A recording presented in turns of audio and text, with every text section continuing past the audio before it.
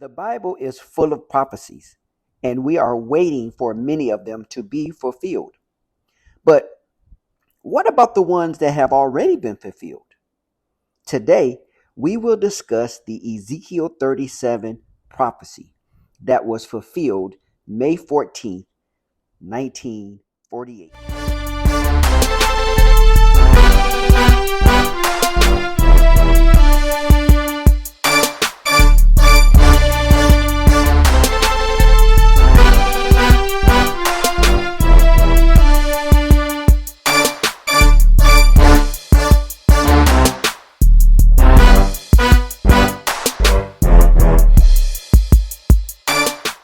Ezekiel 37 prophesied about the rebirth of Israel after the second exile. It says, God took Ezekiel to a great valley that was full of dry bones. The Lord asked Ezekiel, can these bones live? Ezekiel responded, O Lord God, thou knowest. What was God showing Ezekiel? Could it be God was showing him Hitler's Holocaust? They stacked their bodies up as they killed 6 million Jews. Was God showing Ezekiel a picture of the concentration camps? It fits the prophecy like no other time in history. But there's more. When the Lord asked him if these bones could live, the Lord was asking, can this nation come back together? Because they were scattered. They were scattered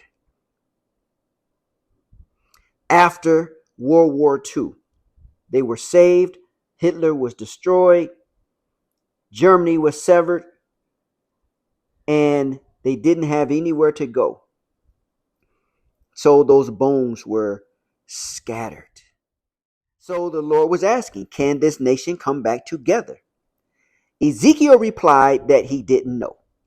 Then God told Ezekiel to prophesy to the dry bones. As Ezekiel prophesied, the bones rejoined back together.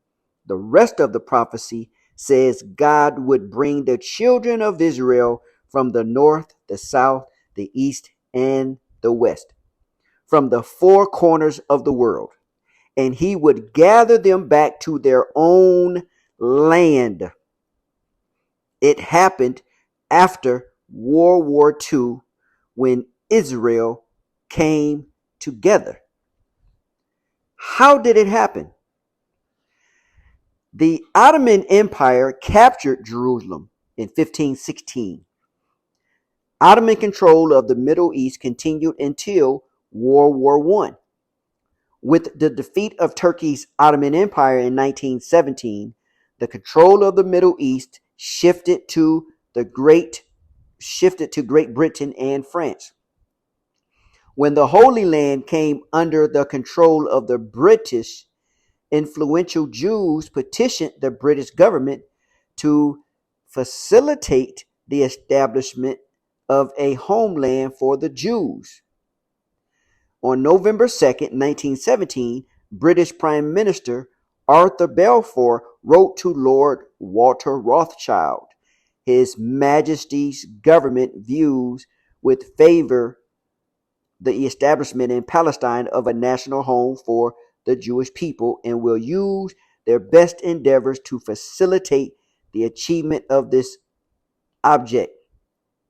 This historic statement from the British government became known as the Balfour Declaration.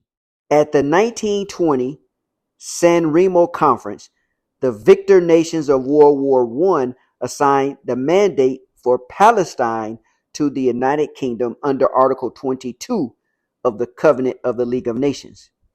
The Allies also decided to make the UK responsible for putting into effect its own Balfour Declaration of 1917.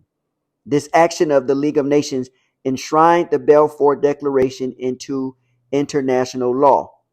In 1939, the world's worst war broke out. Over the next 6 years, 52 million human beings met violent deaths. Among these were 6 million Jews that Adolf Hitler shipped off to concentration camps. Just when the Jewish people thought their lives could get no worse, it did. Hitler's gas chambers and crematoriums' cruelty snuffed out young and old alike. His goal was to rid the earth of the Jews once and for all. He called his extermination campaign the final solution. When the magnitude of Hitler's horrible Holocaust was revealed to the world, the collective guilt of the world's nations compelled them to finally grant the Jewish people a place to call home. On November 29, 1947, the United Nations voted to partition the area of the British Mandate into an Arab state and an Israeli state. The Jews, thrilled to have a homeland after almost 2,000 years of being sifted through the nations, accepted their partition plan with joy. Now they were sifted through the nations. And remember, God said that he would bring them from the four corners of the world back to their home land. This is when the Third Temple era began. The Arabs immediately rejected the UN's plan. They didn't want a state. They simply wanted to eradicate the Jews. After policing the area of Palestine for 28 years, the British were tired of the continual conflict between the Arabs and the Jews. They wanted out. Finally, the British announced they were concluding the British Mandate on May 14, 1948. This decision would leave Palestine with no one to keep order. When British forces left on May 14th, the Jews made their move. Israel declared its independence the same day. On November 29, 1947, the United Nations adopted Resolution 181, also known as the Partition Resolution. That would divide Great Britain's former Palestinian Mandate into Jewish and Arab states in May of 1948, when the British Mandate was scheduled to end. The city of Jerusalem became a separate entity to be governed by a special international regime, the city of Jerusalem. That is now what is being in question. That is the conflict. Remember, Jerusalem was never known internationally as the capital of Israel. Not until President Trump moved the American embassy to Jerusalem from Tel Aviv did focus come to Jerusalem as the capital of Israel. Now, this was also confirmed in the UN General Assembly Resolution 194. So you have Resolution 181. You can look at Resolution 181 to get clarity. Now we're talking about Resolution 194, which happened in 1948, which maintained the position that Jerusalem be made an international city under United Nations supervision. Jerusalem will be made an international city, not a capital of Israel, but an international city under United Nations supervision. That is interesting because in Revelation, we have a prophecy where the Temple Mount, which is going to be in Jerusalem, will be governed, the outer courts will be governed by Gentile control. So because of its many holy places and its association with three world religions, Jerusalem had international importance. The United Nations wanted to preserve this status after the termination of the British Mandate and guarantee its accessibility. So the status of Jerusalem, again, is why there's so much tension. The status of Jerusalem has yet to be determined. Israeli authorities have, pursuant to discriminatory laws blocked those refugees and their descendants from returning to Israel and the occupied Palestinian territory.